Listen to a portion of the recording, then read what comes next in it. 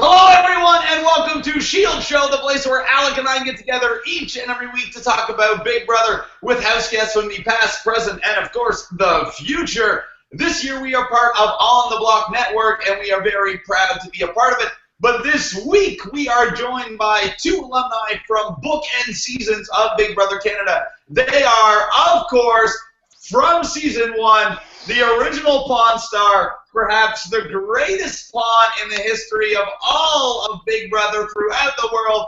It is AJ Burnam, ladies and gentlemen. Hello. Wait, where's the sound effects? Where are they? Peter, I'm waiting for do the sound effects. They were so in awe of AJ that they had to delay their applause. They were just like, they couldn't believe. They took in so much air, so much breath that their brains kind of stopped for a second. The studio audience huge moment every week. Yeah. AJ, and we're like, oh my God, AJ's back. Pawnstar, my good friend, what have you been up to? How's the world treating AJ? Oh, the world has been treating AJ just fine. Been enjoying life outside the Big Brother house. Working, still watching the show, loving the show. Obviously, I got a lot of great friends from this amazing experience, and looks like we're getting another one in the family tonight with Christine, and looking forward to meeting all these great new house guests. Oh, what a fantastic segue, AJ. That's right. Our other guest tonight from Big Brother Canada Season 4, recent evictee, it is Christine, ladies and gentlemen. Uproarious applause. What's that? That was an uproarious applause for Glorious Christine. applause. Just the masses of the internet is literally breaking as we speak. Yeah, you're cutting out a little bit. Sorry. Hey, technical difficulties. Hey, that's just the world we live in, you know. Christine, if you can hear me, I am curious, and I'm sure everybody else is, because, you know, on the show, you only get those small little bio packs, and they're usually pretty character-driven, and then, you know, you get on the show, and sometimes particular storylines aren't prominent in the early weeks, and so it's hard to get to know certain house guests. So I would be very curious to know, like, why did you want to do Big Brother? What was it about the show or the game or the experience that you gravitated towards? And then once you got in there, how did you find, was it what you were expecting, or was it different than you expected once you walked through those doors? Okay, well, I wanted to be on the show because the very first one I watched was, of course, the U.S., and it was 16 years ago, and it was really more about the mental part of it. Like, people were like, it wasn't so much about challenges, it was more about fucking with people's heads.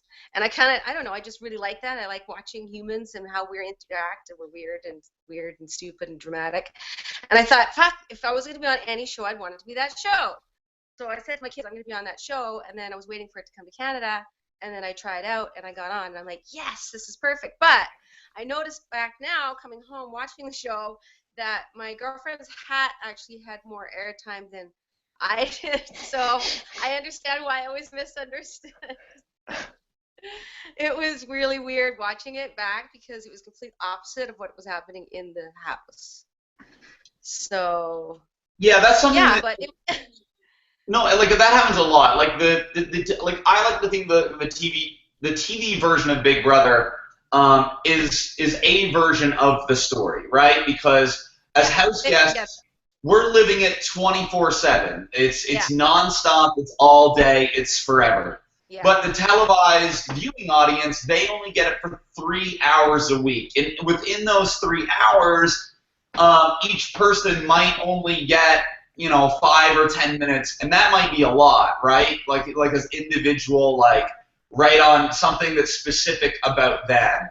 And so, you know, they have to construct the story that is, you know, at least like the closest version of what is going on with the narrative they're trying to tell. But it's impossible to get across, and even live feed watchers, like it's impossible to get across what's really happening at all time. And then as house guests you watch, it's like, well, that wasn't how that conversation really went, and like he was saying this because of this, and this was a lie, and that was what. So it's all kind of all over the place. But I like to think at the end of the day that they get at least most of the stuff right. And I like that you said that you were interested in, like, you know, not the competitions and stuff like that, and about the mental aspect of the game, because I think that's something that everyone here shares in common. That's what kind of drew us to it as well. Yeah, AJ definitely puts the mental in mental game. Absolutely. But there's a lot of different ways to play that mental game, and some people can go under the radar and play it real well. And we've seen a couple of those players do quite well this season, actually. Yeah, that's what I was trying to do, but it didn't work very well for me. I played so under the radar, nobody knew I was even playing. I was that good. You know what? And that happens. That happens to people. It honestly does. You can be so like it almost looks like sometimes you're so kind of on the other, like everyone's over here playing, and then you have someone that's like that's okay. You could kind of do it. And normally in a normal season, that type of player would be extremely successful. Like we've seen that style of gameplay work in the past with really great success. However, this year, I think because this season, this house has been so topsy-turvy, so all over the place, that like a tried, tested, and true strategy of just kind of sitting back, relaxing, and kind of pretending like you're not doing anything while you accumulate information, that is a strategy that doesn't work, which I think is fascinating. And so each week, each episode, as Big Brother Canada continues to unfold, we've seen some pretty interesting things develop, and we're not even in jury yet. And of course, one of the biggest things that happened this season was the fake double eviction, where when we left you last week, we were speculating on how it was going to go and who was going to get out of there. So long story short, of course, Kelsey went first. Maddie wins the next HOH, puts up Jared and Raul. Everyone assumes that either of those two are going home, and then somehow the backdoor plan all along was to get rid of Levita, which to me is contrary from the kind of side-to-side alliances that were going at each other with the middle in the middle. So Maddie's move, Christine, of the four of us, of course, you know Maddie better than anyone else. Can you maybe walk us through what she did last Thursday night and this big double eviction that kind of shocked the world? Like, was Maddie in the house talking about maybe always wanting to make a big move, or did she just hate Levita so much? Like, can you kind of explain to us what you think happened from your own perspective, having lived with this person? Honestly, me and Maddie were totally best buds in the house. Me and Maddie and me and Cassandra. I don't know what she was thinking. Honestly, as soon as I left, she seemed to be making lots of weird decisions, like the whole weird breakup thing with Nick making Phil. That was weird, if anybody's that. And now she's with Ramsey, which is even stranger. Her ally. Well, sorry? Maddie's now, like, kind of hooking up with Ramsey. Like, she broke up with Nick for Ramsey. What? So, really? She was a boyfriend. I can't explain what she's Not doing. anymore. Putting Levita out was not good for her game because Levita was on her side. So I don't know what the hell she was thinking there. So as far as I'm concerned, that was a bad move on Maddie's part. AJ, what did you think of the fake double? Like, I mean, there were a lot of twists in our season. There's a lot of twists in Big Brother anyway, and I think that people should just learn to love it and accept it. AJ, you were kind of a part of some twists sometimes, not always to your benefit. But what did you think of this massive twist? And did Maddie completely screw over her own game by getting rid of Levita as a kind of maybe a personal vendetta? Yeah, she clearly screwed up her game. She went against her entire alliance to put up someone that was voting on her side when she could easily put up a lot of different people. I mean, she could have put Jared and Raul up. It seemed like a very easy move. She did it already. She's not going to gain any trust by getting rid of Levita at that point. From Raul and Jared, in my opinion, anyway. Maybe a week of safety if they win the next HOH. But she's not playing a very long-term game. She's definitely going to sacrifice.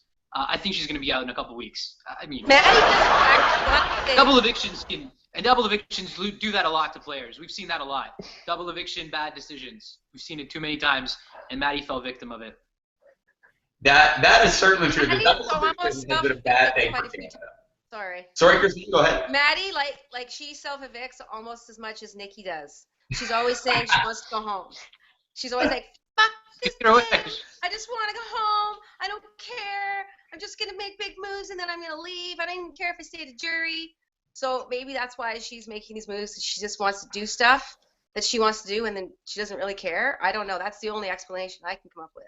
Well, that's actually pretty insightful, Alec. What do you think about that mentality? Because it's kind of a fan mentality out there of you gotta make big moves. Like, what's your legacy? Who did you get out? What crazy things did you accomplish when you're in there? Like, the fans have been frothing for somebody to do a move that's so crazy it defies logic, and then Maddie handed it to them on a silver platter, and the reaction was almost universally negative. So, like, what do you think kind of happened from a viewership perspective? Why didn't they like this particular move?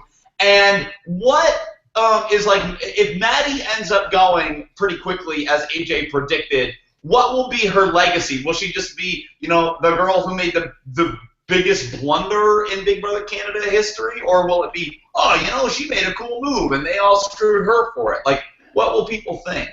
I don't think there's any way you could put that in biggest blunder in Big Brother history. But I think people, fans are obviously dramatic. They need to hate on somebody and need to hate on something. So I think that's kind of what they're doing now. What I don't understand is when Big Brother kind of like draws attention to it. Like there's one episode where Big Brother's like, Dallas missed another opportunity to backdoor a big player, and it was like, you are specifically only could be talking about Jared. Is he the only big player? Kelsey's already on the block. If she's not a big player, I don't know what is. So, like, is Jared and Dallas the only two players and that entire house that Big Brother is kind of, like, throwing out there? Big moves, to me, makes no sense at all. It, like, everybody has the opportunity to roll a ball down a thing and friggin' answer an A-B question correctly. And it's like, yeah, like, you could say somebody's a bigger competitor, a bigger threat. I have no clue what that could even possibly mean. I think it just means, like, who gets the most screen time, and then getting them out is a big move.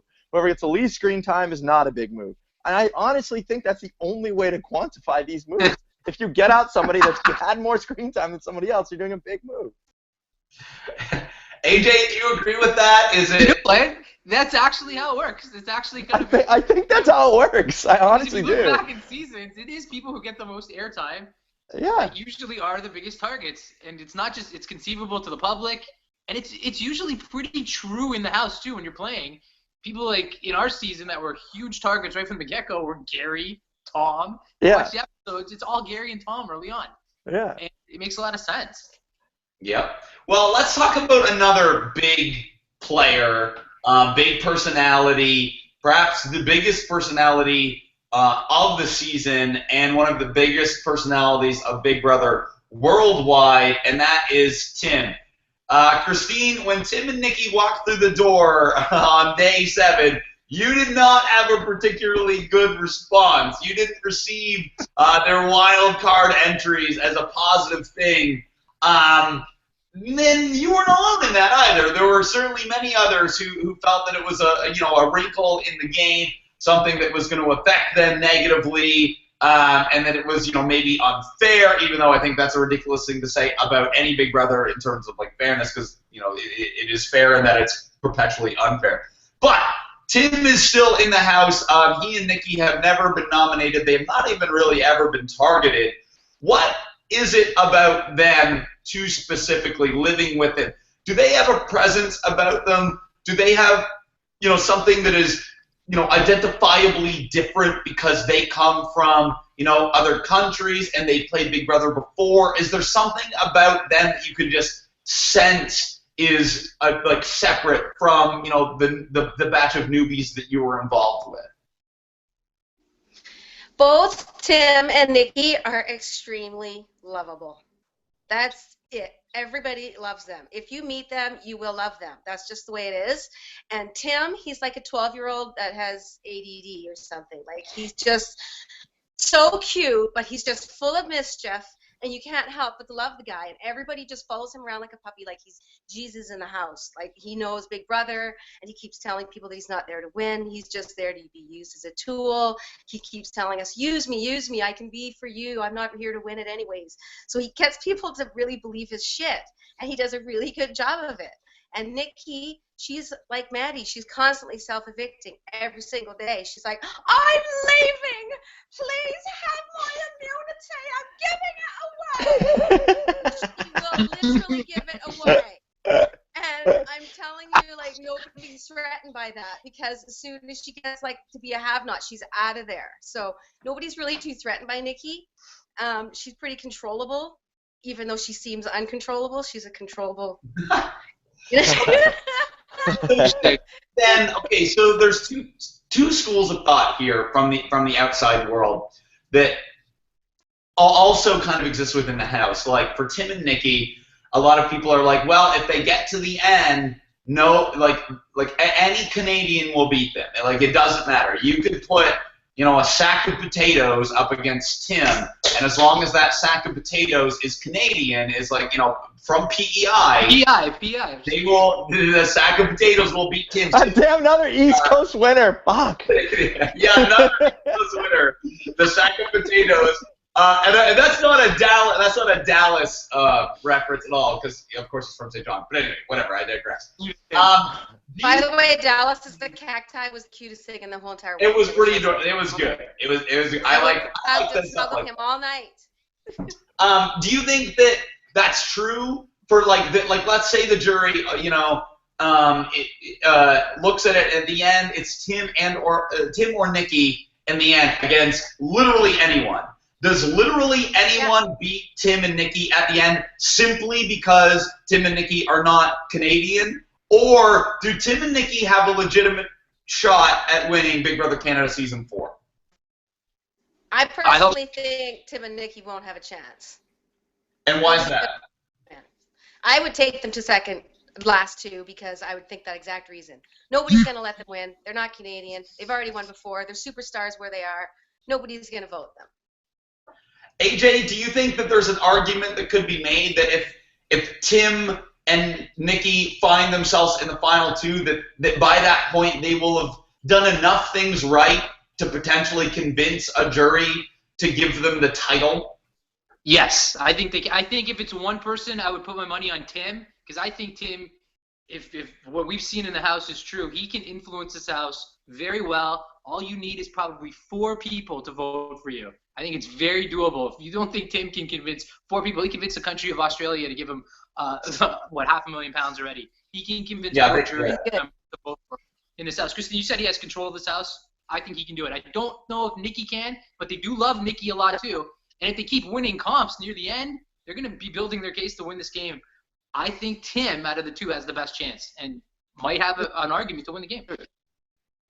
Well, let's talk about Tim's HOH for a second, Alec, because he did it totally different. He went 100% Australia-style nominations. He brought everyone into the HOH room. He put on a suit. He treated it like he was, going to work, and it was very formal and very proper and very Tim. And he had everyone, give out these gummy koalas. They had 5 of them to give, and they could split them between 2 people, and everyone participated except for Dallas, who kind of begrudgingly did at the end, and just gave all of the gummies back to himself. But strategically, what did you think of Tim's move? Like creatively, obviously it's different, but now Tim has a bunch of information, yet everybody knows he has a bunch of information. So I'm curious to see, hear how Alec, you thought Tim conducted his HOH this week.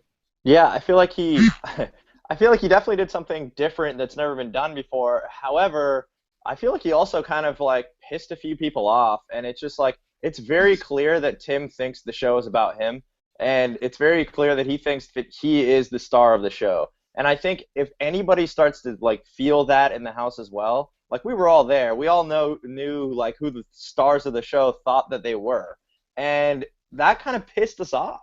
I think a lot of people were like, well, listen, you think you're so great, why don't you be great on the outside? This is not the place for you. Everybody has an equal shot at winning this game. Everybody should have an equal shot at, entertaining Canada or however they want to. And this guy's just trying to steal the show, doing these little gimmicks, trying to stand out. It's just if I'm in the house and I don't absolutely love the guy, like Christine's saying everyone in there does, then for me that's going to be a huge like negative on his part. Like if I wasn't even thinking about him before, I'm totally thinking about him now, and I'm thinking that maybe he thinks he's better than us or that he's above the game because this just isn't typically how we do things. And I think maybe he did it with all the best intentions. He just wanted to be entertaining. He maybe wanted to get a little extra information, but he also didn't want blood on his hands. I think he's doing it for kind of the right reasons, but I think it could have a backlash in the House. It's very possible, certainly. Like anything you do, something that's off the board, that's different, that makes somebody kind of look at you sideways where they weren't normally looking at you before, can potentially ruin your game. However, it's like I think that there's a weird sense of like allowance with Tim to do these weird oddball things. Simply because all he has to do is say, I'm a wild card. That's what I'm here for. I'm here to give you something different. And then there's like the, like he's right. Like in his season in Australia, every week, not only he, but the other housemates in there would refer to it as the Tim Show. This is what he's used to. This is what, he does. He wants to be the center of attention. He doesn't want a flashlight. He wants a gigantic spotlight. And so, I thought it was pretty creative what he did, and I enjoyed that. Normally what happens in a nomination is like you piss two people off and potentially a third, maybe they're allies or whatever, but they still kind of feel okay because they're not nominated. This week, as we kind of saw with Ramsey and a few others on the live feeds, when everybody's kind of nominating everybody else, you start to get paranoid more than you normally would, and you start to think, well, did this person give me something, or did that person give me something? And so then you get kind of worried that maybe, somebody doesn't like me, and I thought they did like me, and so that circle can, really start to mess with people's heads in there. Christine, I'm curious to see what you thought of how Tim played as HOH, and especially the backdoor option, which we'll get to, because spoiler, Ramsey won the POV, and it's going to be Maddie going up on the block, so that alliance is obviously going to lose a member. But, is that something, is it good for Tim to target, that side? Well, Tim is trying to play, so that didn't work for me, and I don't think it's going to work for him on a long-term basis either, because eventually you're going to have to play the way we play, and that is to align with somebody. And to align with somebody, that means eventually you'll be a target. So that can only take him so long. People are already, I think, starting to get on to the fact that, yeah, Tim's really cute, but he's starting to really get to be a threat here. And I think a couple of people are starting to realize Tim is a threat and we need to do something about it because he's not aligning. He is playing too individually, and anybody's game can be screwed at any moment by his decisions. So I think Tim could be limited in the game. Someone else that's kind of like on the opposite side of Tim, I guess you could say, like if Tim is the boisterous, loud version, there's like the quiet, subverted version who seems to be, another interesting person in the show, and that's Mitch, who's playing, generally a lot of people think that he's playing pretty good. Alec, you've been a supporter of Mitch for quite some time now, but it looks like potentially his game might get blown up with either Kelsey or Levita re-entering the fray, however they do this Thursday night. Even though they both discussed the potential of working with him, they've also both discussed the potential of making sure that he becomes a target. Do you think Mitch could be in trouble once this fake double is revealed and somebody else comes back? I feel like I should have told Emmett to go in there and tell them not to target Mitch and friggin'. What's up, Emmett? How you doing? No, you should have been like, yo, don't target any more of Alec's fantasy players. My team is decimated. I looked at my fantasy board. I have the Pax Bros and Cassandra left. The fucking weigh the pros and cons. It doesn't do fuck all. So, your head. Think about it. Anyway, the Mitch thing, yeah, I think Mitch is. I think that twist is gonna hurt him, like you said. And I think one of them coming in is probably going to try and use that information that they got about, Mitch being in this alliance and that alliance, and it kind of looks like he's kind of playing all sides. And sometimes it does take a little perspective to realize that. Sometimes you get clouded by the game and you're like, no, he can't be. But if you go and sit alone for, a week and have some time to really think about the dynamics in the house, kind of, unmolested and your attention is basically not divided on anything other than looking at the situation you're in, you can start to put these things together in, a situation where, in other cases, maybe say if Ramsey tried to put it together, well, Mitch could just come up to him if he thought anything was going on. If Mitch was like, ooh, Ramsey might be figuring me out, he can go up to him and give him a handshake and tell them that everything's okay. You have nothing to worry about. But Mitch can't really reconcile his game with Kelsey and Levita because they're isolated from him. So now, if he doesn't do damage control quick, this could really spiral out of control for him. So it's going to be interesting to see how he handles the returning person coming back in.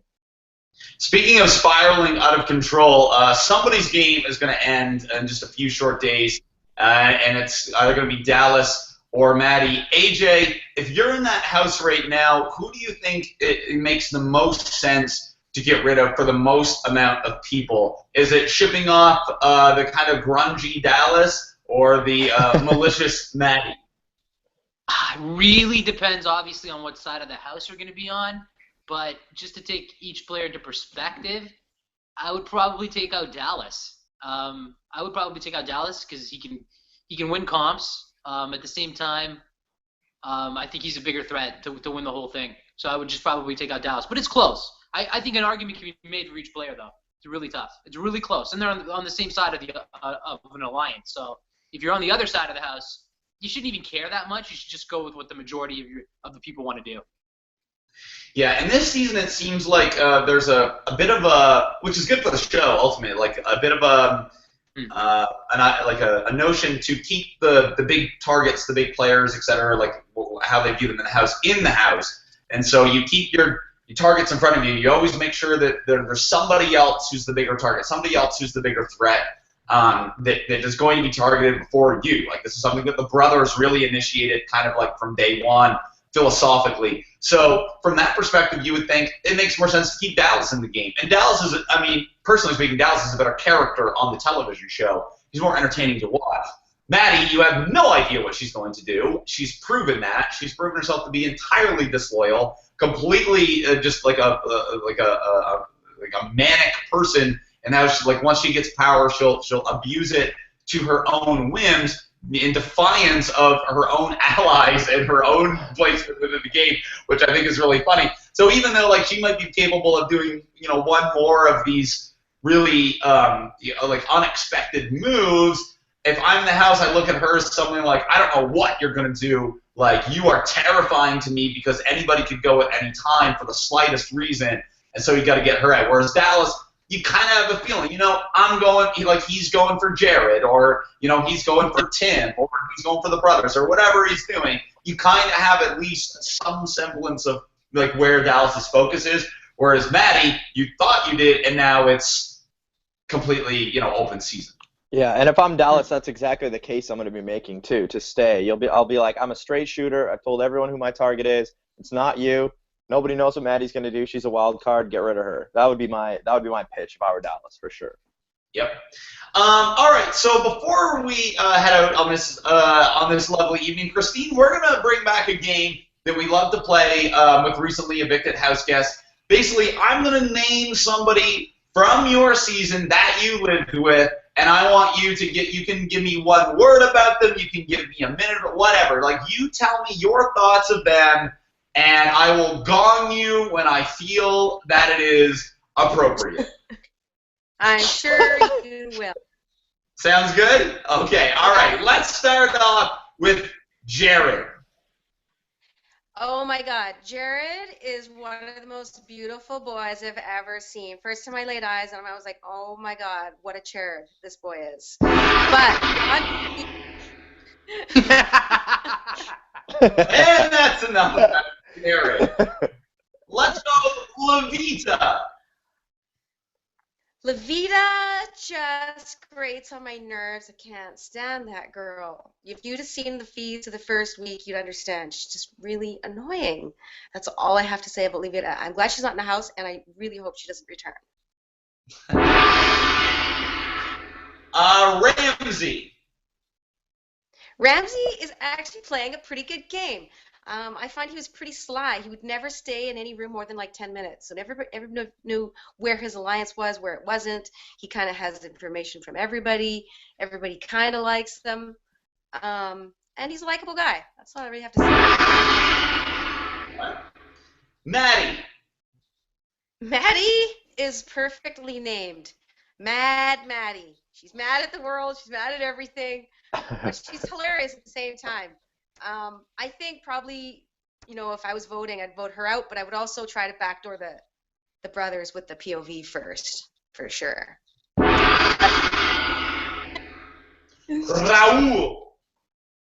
Raul, he's okay.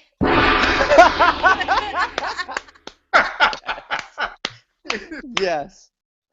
More Paige. said with less sometimes. What's that? Paige. Paige, I never liked Paige from get-go. She was sneaky, and she was way smarter than she was letting off. She was going to be a huge threat. Plus, she traps animals. Evil.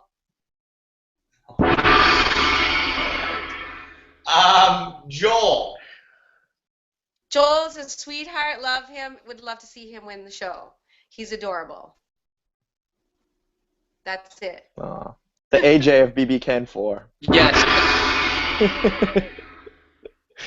Kelsey. Kelsey she's very beautiful. She's very smart. She's very witty. She's very creative.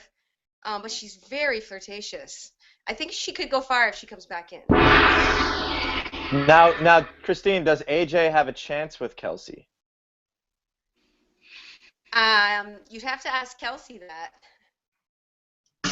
So I can't ask. Anything's possible. Anything's possible.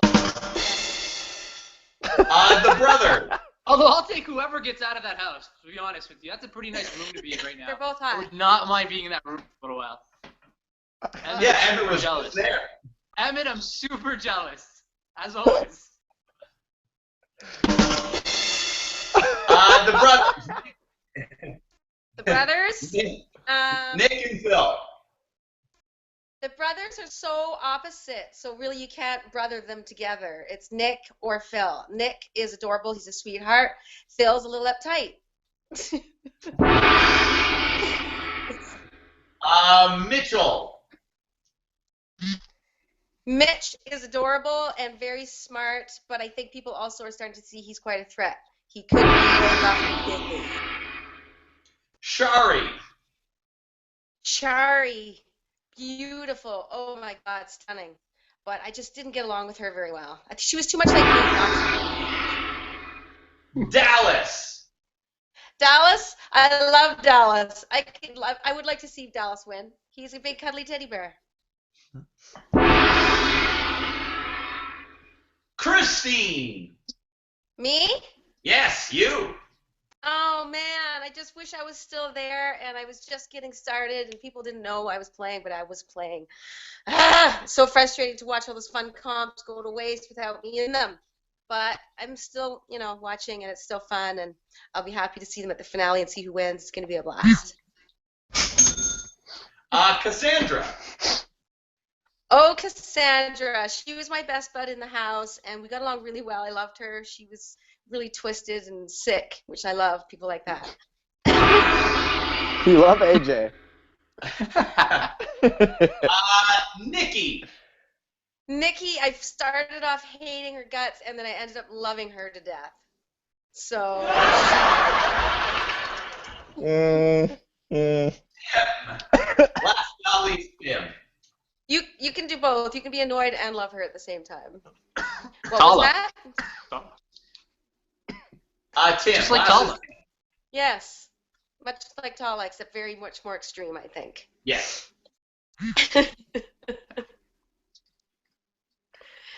But they were all great. I loved every one of them. It was, well, not Sherry and Levita, but most of them I really liked and enjoyed. And it was fun.